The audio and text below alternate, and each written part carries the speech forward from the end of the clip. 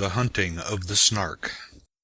An Agony in 8 Fits by Lewis Carroll. The Millennium Fulcrum Edition 1.2. Preface. If, and the thing is wildly possible, the charge of writing nonsense were ever brought against the author of this brief but instructive poem, it would be based, I feel convinced, on the line in page 4, "Then the bowsprit got mixed with the rudder sometimes."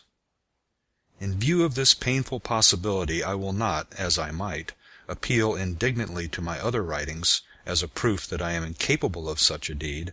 I will not, as I might, point to a strong moral purpose of this poem itself, to the arithmetical principles so cautiously inculcated in it, or to its noble teachings in natural history. I will take the more prosaic course of simply explaining how it happened.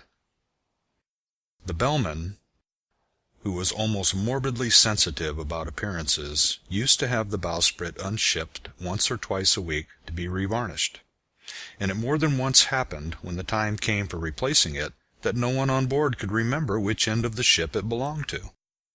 They knew it was not of the slightest use to appeal to the bellman about it. He would only refer to his naval code, and read out in pathetic tones admiralty instructions which none of them had ever been able to understand, so it generally ended in its being fastened on anyhow across the rudder. The helmsman used to stand by with tears in his eyes. He knew it was all wrong, but alas! Rule 42 of the code, "No one shall speak to the man at the helm," had been completed by the bellman himself with the words, "And the man at the helm shall speak to no one." So remonstrance was impossible, and no steering could be done till the next varnishing day. During these bewildering intervals the ship usually sailed backwards. As this poem is to some extent connected with the lay of the Jabberwock, let me take this opportunity of answering a question that has often been asked me: how to pronounce slithy toves. The I in slithy is long, as in writhe, and toves is pronounced so as to rhyme with groves. Again, the first O in borogoves is pronounced like the O in borrow. I have heard people try to give it the sound of the O in worry. Such is human perversity. This also seems a fitting occasion to notice the other hard works in that poem. Humpty Dumpty's theory of 2 meanings packed into 1 word, like a portmanteau, seems to me the right explanation for all. For instance, take the 2 words fuming and furious. Make up your mind that you will say both words, but leave it unsettled which you will say first. Now open your mouth and speak. If your thoughts incline ever so little towards fuming, then you will say fuming furious. If they turn by even a hair's breadth towards furious, you will say furious fuming. But if you have the rarest of gifts, a perfectly balanced mind, you will say frumious.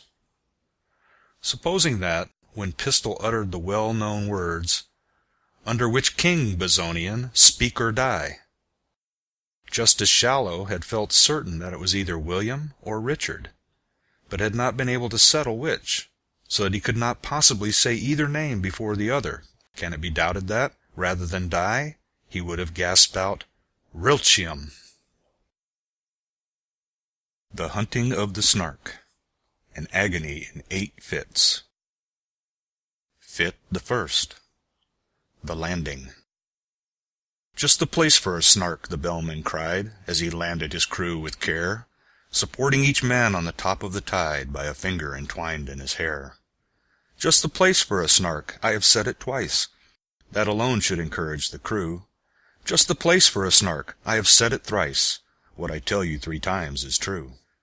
The crew was complete. It included a boots, a maker of bonnets and hoods, a barrister brought to arrange their disputes, and a broker to value their goods.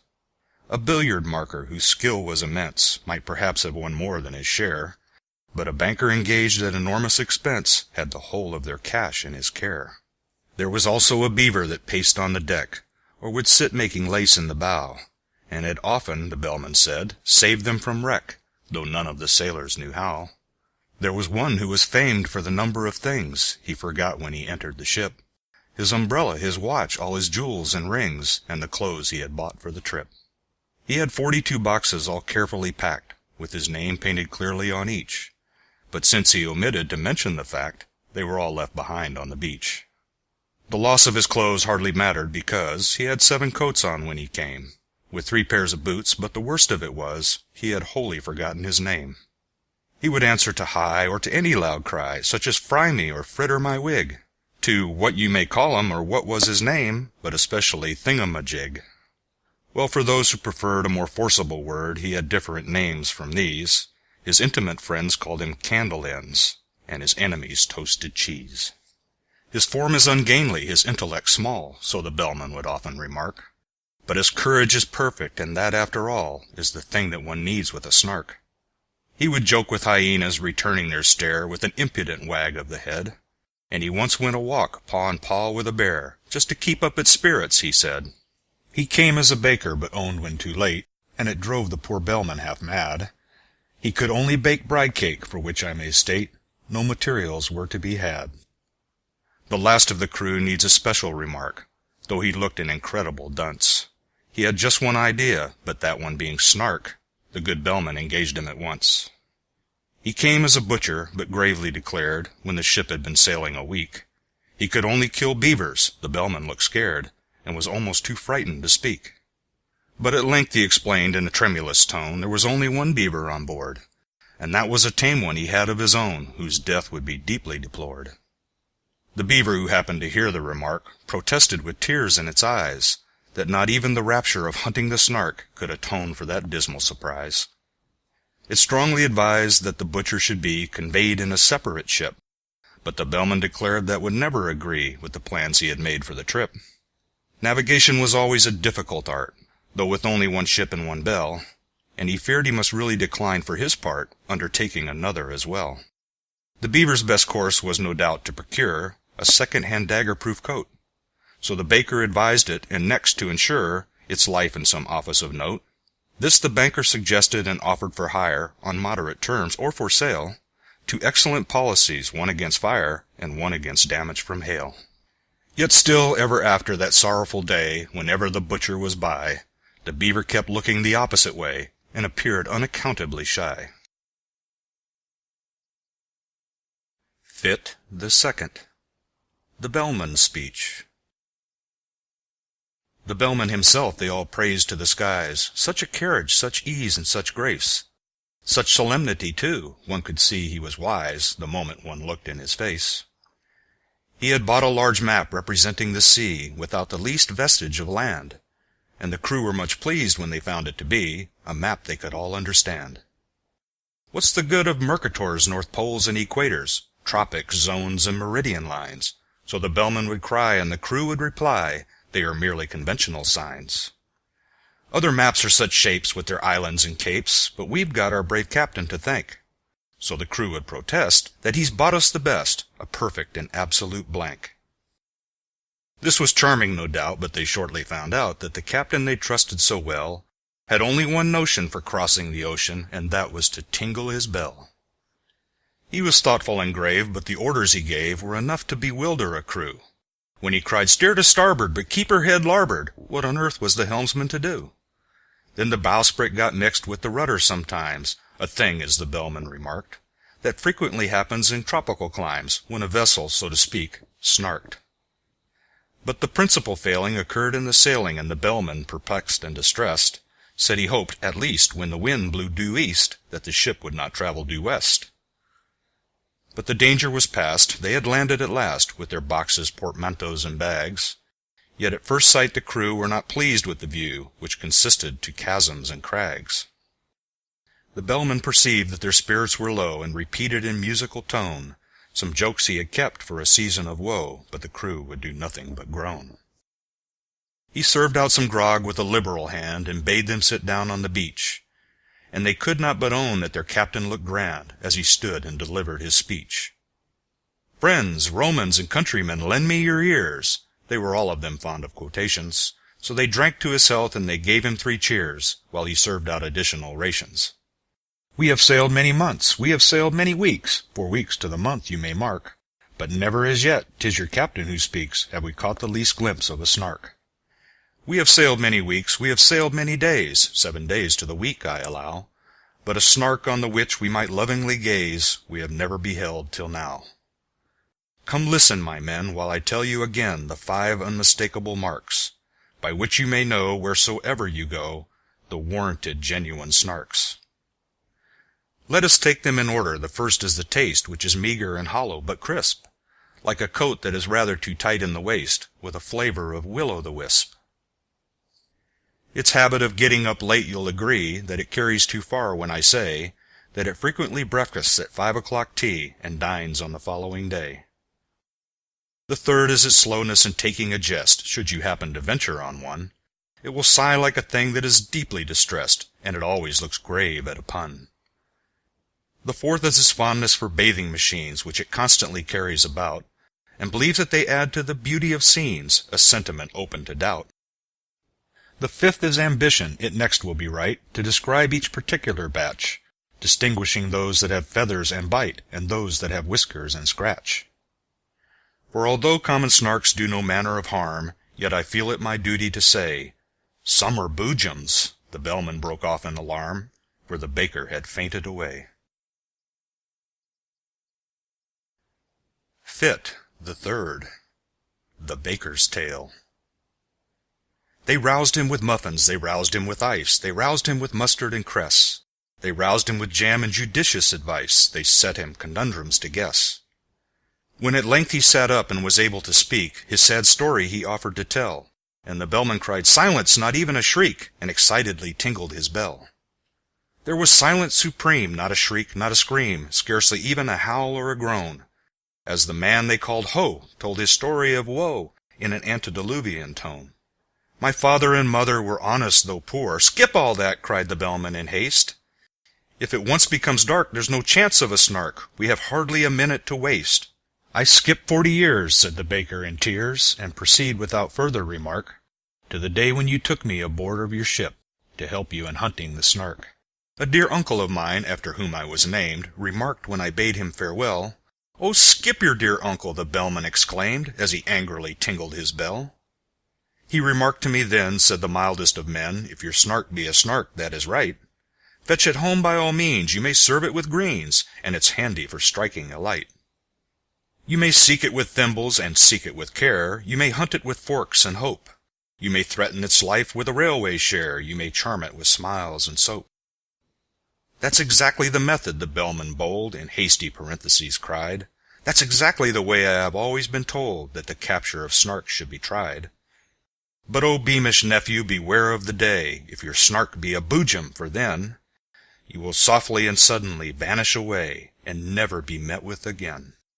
It is this, that oppresses my soul when I think of my uncle's last words, and my heart is like nothing so much as a bowl brimming over with quivering curds. It is this, we have had that before, the bellman indignantly said, and the baker replied, let me say it once more, it is this that I dread. I engage with the Snark every night after dark in a dreamy, delirious fight. I serve it with greens in those shadowy scenes, and I use it for striking a light. But if ever I meet with a boojum that day, in a moment, of this I am sure, I shall softly and suddenly vanish away, and the notion I cannot endure. Fit, the fourth, the hunting. The bellman looked uffish and wrinkled his brow. If only you'd spoken before! It's excessively awkward to mention it now, with the Snark, so to speak, at the door. We should all of us grieve, as you well may believe, if you never were met with again. But surely, my man, when the voyage began, you might have suggested it then? It's excessively awkward to mention it now, as I think I've already remarked. And the man they call High replied with a sigh, I informed you the day we embarked. You may charge me with murder or want of sense, we are all of us weak at times, but the slightest approach to a false pretense was never among my crimes. I said it in Hebrew, I said it in Dutch, I said it in German and Greek, but I wholly forgot, and it vexes me much, that English is what you speak. 'Tis a pitiful tale, said the bellman, whose face had grown longer at every word. But now that you've stated the whole of your case, more debate would be simply absurd. The rest of my speech, he explained to his men, you shall hear when I've leisure to speak it. But the Snark is at hand, let me tell you again, 'tis your glorious duty to seek it. To seek it with thimbles, to seek it with care, to pursue it with forks and hope, to threaten its life with a railway share, to charm it with smiles and soap. For the Snark's a peculiar creature that won't be caught in a commonplace way. Do all that you know and try all that you don't, not a chance must be wasted today. For England expects I forbear to proceed, 'tis a maxim tremendous but trite, and you'd best be unpacking the things that you need to rig yourselves out for the fight. Then the banker endorsed a blank check which he crossed, and changed his loose silver for notes. The baker with care combed his whiskers and hair, and shook the dust out of his coats.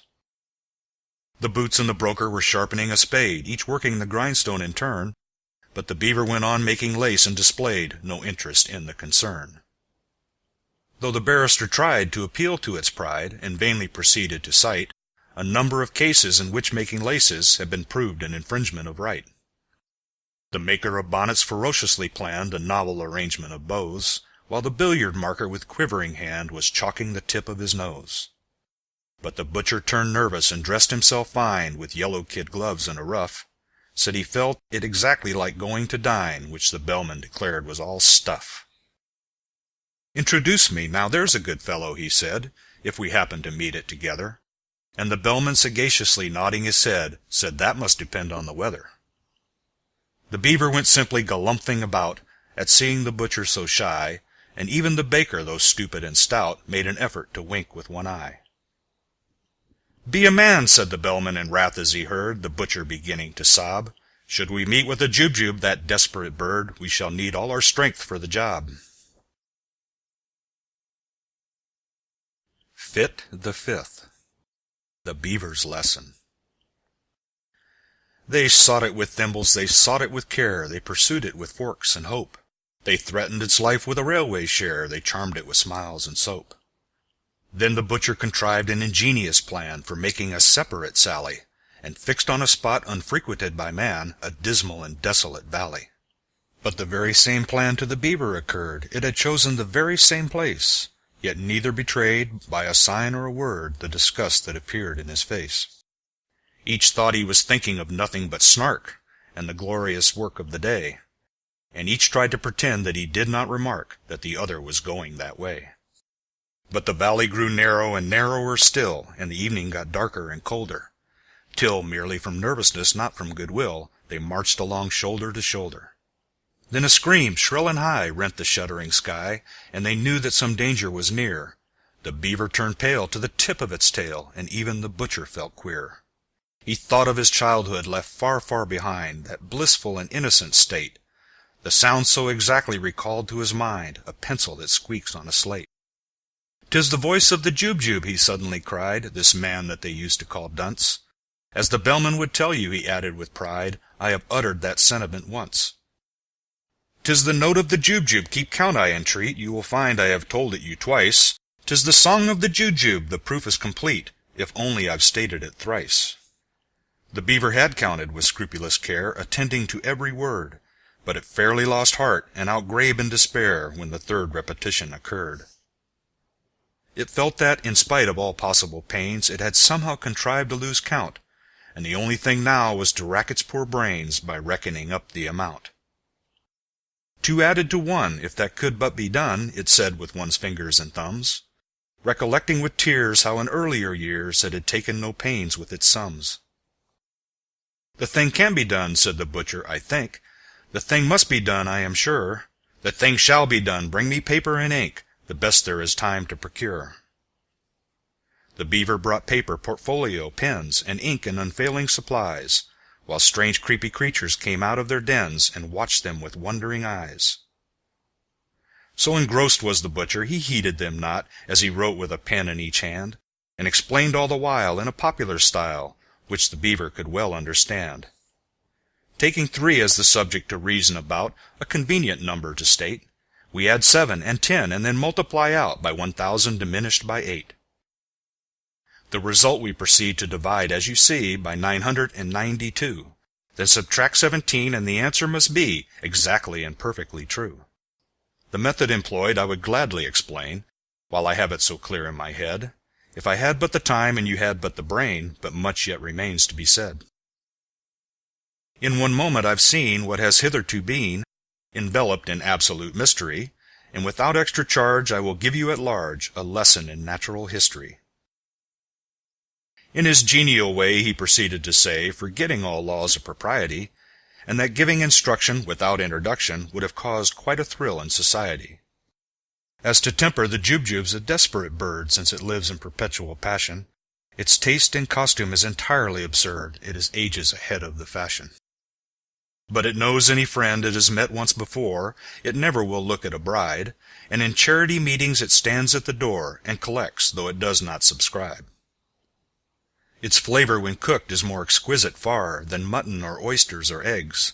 Some think it keeps best in an ivory jar, and some in mahogany kegs. You boil it in sawdust, you salt it in glue, you condense it with locusts and tape, still keeping one principal object in view, to preserve its symmetrical shape. The butcher would gladly have talked till next day, but he felt that the lesson must end, and he wept with delight in attempting to say he considered the beaver his friend. While the beaver confessed, with affectionate looks, more eloquent even than tears, it had learned in 10 minutes far more than all books would have taught it in 70 years. They returned hand in hand, and the bellman, unmanned, for a moment with noble emotion, said, "This amply repays all the wearisome days we have spent on the billowy ocean." Such friends as the beaver and butcher became have seldom if ever been known. In winter or summer 'twas always the same, you could never meet either alone. And when quarrels arose, as one frequently finds, quarrels will, spite of every endeavor, the song of the jubjub recurred to their minds and cemented their friendship forever. Fit the 6th. The Barrister's Dream. They sought it with thimbles, they sought it with care, they pursued it with forks and hope. They threatened its life with a railway share, they charmed it with smiles and soap. But the barrister, weary of proving in vain that the beaver's lace-making was wrong, fell asleep and in dreams saw the creature quite plain, that his fancy had dwelt on so long. He dreamed that he stood in a shadowy court, where the Snark, with a glass in its eye, dressed in gown, bands, and wig, was defending a pig on the charge of deserting its sty. The witnesses proved, without error or flaw, that the sty was deserted when found, and the judge kept explaining the state of the law in a soft undercurrent of sound. The indictment had never been clearly expressed, and it seemed that the Snark had begun, and had spoken 3 hours before anyone guessed what the pig was supposed to have done. The jury had each formed a different view long before the indictment was read, and they all spoke at once, so that none of them knew one word that the others had said. "You must know," said the judge, but the Snark exclaimed, "Fudge! That statute is obsolete quite. Let me tell you, my friends, the whole question depends on an ancient manorial right. In the matter of treason the pig would appear to have aided but scarcely abetted, while the charge of insolvency fails, it is clear, if you grant the plea never indebted. The fact of desertion I will not dispute, but its guilt, as I trust, is removed, so far as related to the costs of this suit, by the alibi which has been proved. My poor client's fate now depends on your votes." Here the speaker sat down in his place, and directed the judge to refer to his notes, and briefly to sum up the case. But the judge said he never had summed up before, so the Snark undertook it instead, and summed it so well that it came to far more than the witnesses ever had said. When the verdict was called for, the jury declined, as the word was so puzzling to spell, but they ventured to hope that the Snark wouldn't mind undertaking that duty as well. So the Snark found the verdict, although, as it owned, it was spent with the toils of the day. When it said the word "guilty," the jury all groaned, and some of them fainted away. Then the Snark pronounced sentence, the judge being quite too nervous to utter a word. When it rose to its feet there was silence like night, and the fall of a pin might be heard. Transportation for life was the sentence it gave, and then to be fined £40. The jury all cheered, though the judge said he feared that the phrase was not legally sound. But their wild exultation was suddenly checked when the jailer informed them with tears such a sentence would not have the slightest effect, as the pig had been dead for some years. The judge left the court looking deeply disgusted, but the Snark, though a little aghast, as the lawyer to whom the defense was entrusted went bellowing on to the last. Thus the barrister dreamed, while the bellowing seemed to grow every moment more clear, till he woke to the knell of a furious bell, which the bellman rang close at his ear. Fit the 7th. The Banker's Fate. They sought it with thimbles, they sought it with care, they pursued it with forks and hope. They threatened its life with a railway share, they charmed it with smiles and soap. And the banker, inspired with a courage so new it was a matter for general remark, rushed madly ahead and was lost to their view in his zeal to discover the Snark. But while he was seeking with thimbles and care, a bandersnatch swiftly drew nigh, and grabbed at the banker, who shrieked in despair, for he knew it was useless to fly. He offered large discount, he offered a check, drawn to bearer for £7.10, but the bandersnatch merely extended its neck and grabbed at the banker again. Without rest or pause, while those frumious jaws went savagely snapping around, he skipped and he hopped and he floundered and flopped, till fainting he fell to the ground. The bandersnatch fled as the others appeared, led on by that fear-stricken yell, and the bellman remarked, "It is just as I feared," and solemnly tolled on his bell. He was black in the face, and they scarcely could trace the least likeness to what he had been, while so great was his fright that his waistcoat turned white, a wonderful thing to be seen. To the horror of all who were present that day, he uprose in full evening dress, and with senseless grimaces endeavored to say what his tongue could no longer express. Down he sank in a chair, ran his hands through his hair, and chanted in mimsious tones words whose utter inanity proved his insanity, while he rattled a couple of bones. "Leave him here to his fate, it is getting so late," the bellman exclaimed in a fright. "We have lost half the day, any further delay, and we shan't catch a Snark before night." Fit the 8th. The Vanishing. They sought it with thimbles, they sought it with care, they pursued it with forks and hope. They threatened its life with a railway share, they charmed it with smiles and soap. They shuddered to think that the chase might fail, and the beaver, excited at last, went bounding along on the tip of its tail, for the daylight was nearly past. "There is Thingumbob shouting," the bellman said. "He is shouting like mad, only hark! He is waving his hands, he is wagging his head, he has certainly found a Snark." They gazed in delight, while the butcher exclaimed, he was always a desperate wag. They beheld him, their baker, their hero unnamed, on the top of a neighboring crag. Erect and sublime for one moment of time, in the next that wild figure they saw, as if stung by a spasm, plunge into a chasm, while they waited and listened in awe. "It's a Snark," was the sound that first came to their ears, and seemed almost too good to be true. Then followed a torrent of laughter and cheers, then the ominous words, "It's a boo—" Then silence. Some fancied they heard in the air a weary and wandering sigh. Then sounded like "Jum," but the others declare it was only a breeze that went by. They hunted till darkness came on, but they found not a button or feather or mark, by which they could tell that they stood on the ground where the baker had met with the Snark. In the midst of the word he was trying to say, in the midst of his laughter and glee, he had softly and suddenly vanished away, for the Snark was a boojum, you see. The End.